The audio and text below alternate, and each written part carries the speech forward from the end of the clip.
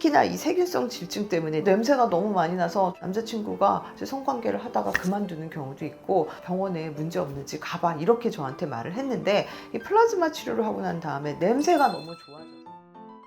안녕하세요, 조혜진입니다. 오늘은 이 만성 질염, 재발성 질염에 대해서 말씀드리고자 합니다. 선생님, 저는요 지긋지긋해 죽겠어요. 아주 질염을 달고 살아요. 이런 여성분들 은근히 많으시죠? 도대체 왜 질염은 재발하는지, 그러면 어떻게 해서 이거를 해결할 수 있는지 오늘 말씀드릴게요.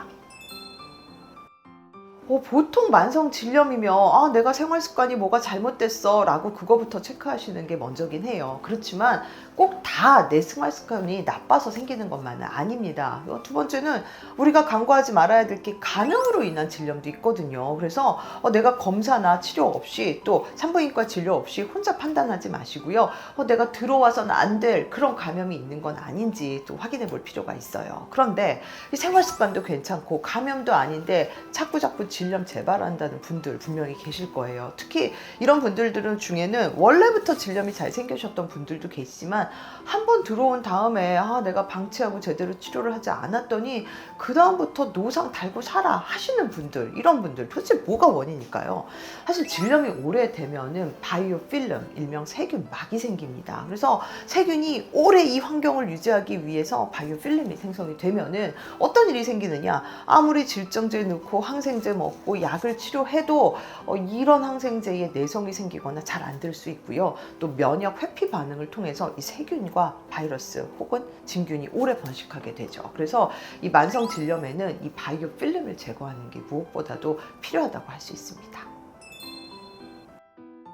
많은 여성들 질세정제 사용해요. 근데 되게 재밌는 게 질세정제 사용하는 여성들은 선생님 저 이거 쓰고 나서 질염 잘 생기는 거 아니에요? 하고 물어보시고요. 반대로 질세정제를 안 쓰셨던 여성들은 선생님 질염 자꾸 생기는데 저 이거 써야 되는 거 아니에요? 라고 말해요. 제가 그럴 때 대답은 쓰셔도 좋고 안 쓰셔도 좋습니다. 즉 이미 사놓은 게 있다면은 잘 쓰시고요. 또 없다면은 굳이 구매할 필요는 없습니다 라고 말해요. 왜냐? 이 질세정제 잘만 사용하면 도움이 되는 경우도 분명히 있습니다. 하지만 잘 사용하는 게 중요한데, 첫 번째, 너무 잦은 세정 금물이에요. 너무 씻는 행동 자체가 금물이고요.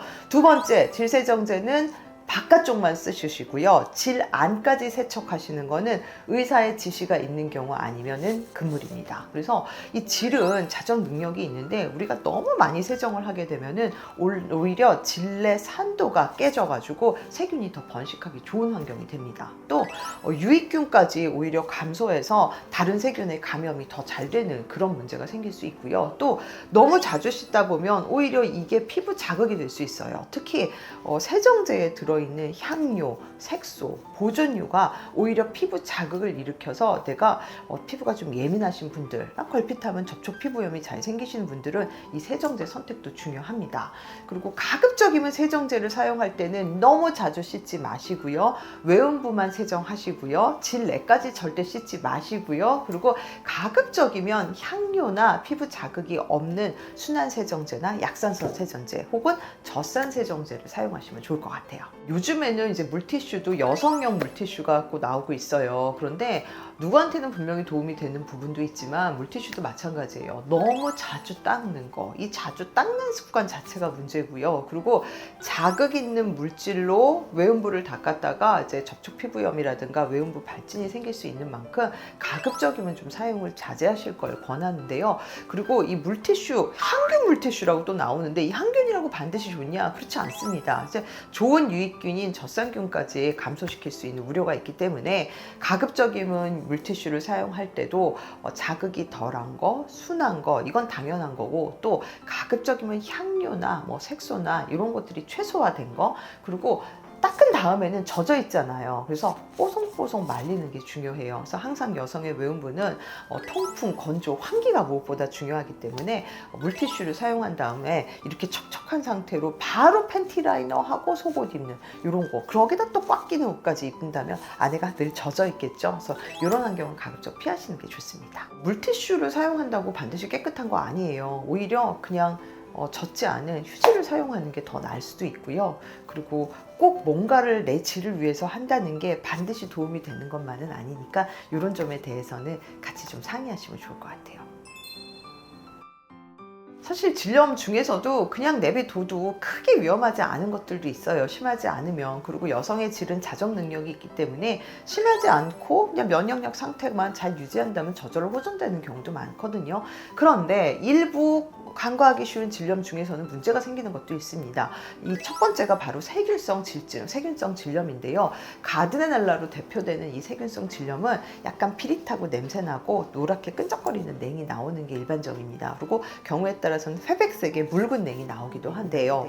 이 세균성 질증 그냥 방치했다가는 여성에 있어서 골반염이 생기는 경우도 있고요. 자궁 내막염이 생기는 경우도 있습니다. 또한 임신 중에 합병증, 유산, 조산, 태아의 합병증하고 연관될 수 있는 만큼 증상이 있는 세균성 질증은 반드시 치료하실 걸 권합니다. 그 다음 흔한 질염으로 이제 칸디다 질염 들 수 있는데요.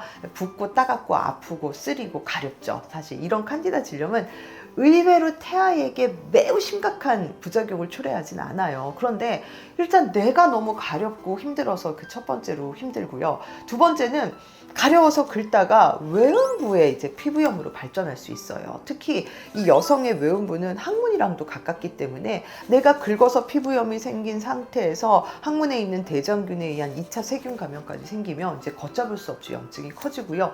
이런 상태로 오래 방치를 하면은 외음부 태선화로 발생을 하기 때문에 그 다음에는 이제 복잡해져요, 치료가. 그래서 외음부 가려움증 그냥 방치하지 마시고요. 생겼을 때 바로 병원에 오시면 좋을 것 같습니다.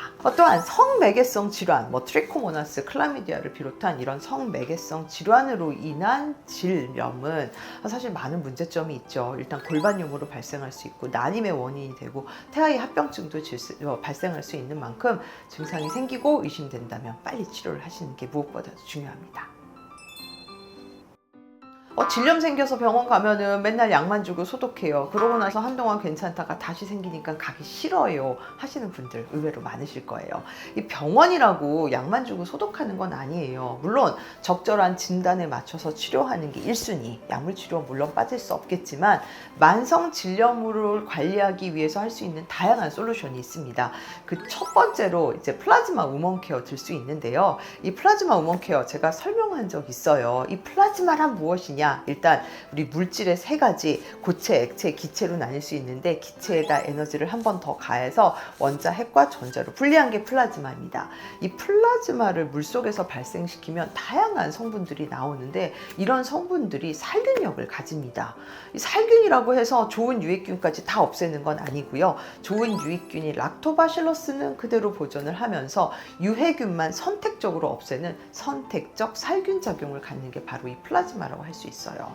실제로 저희 병원에서 이 플라즈마 많이 치료를 하고 계신데 보통 어떤 분들이 굉장히 많이 좋아하시냐면은 선생님 저는요 너무 가려운 이 칸디다 질염 때문에 늘상 고생이었어요. 그런데 플라즈마를 받는 다음에는요 재발도 일단 덜 될 뿐만 아니라 재발이 아예 안 되는 건 아니지만 재발이 된다고 하더라도 좀 증상이 경하게 지나가는 경우가 많아요. 이렇게 말씀을 하세요. 그리고 특히나 이 세균성 질증 때문에 냄새 많이 나셨던 분들은 냄새가 너무 많이 나서 좀 창피한 얘기긴 하지만 남자친구가 성관계를 하다가 그만두는 경우도 있고 병원에 문제 없는지 가봐 이렇게 저한테 말을 했는데 이 플라즈마 치료를 하고 난 다음에 냄새가 너무 좋아져서 성관계 할 때도 자유롭고 또 평소에 냄새 심해서 옆에 있는 사람이 이거 느끼는 거 아니야 늘 걱정을 했는데 그런 게 없어져서 좋아요 라고 말씀하십니다. 그래서 이런 플라즈마 치료도 만성 질염에 있어서 도움이 될 수 있는 만큼 너무 고생하시는 분들 한 번쯤 상의하시면 좋을 것 같고요.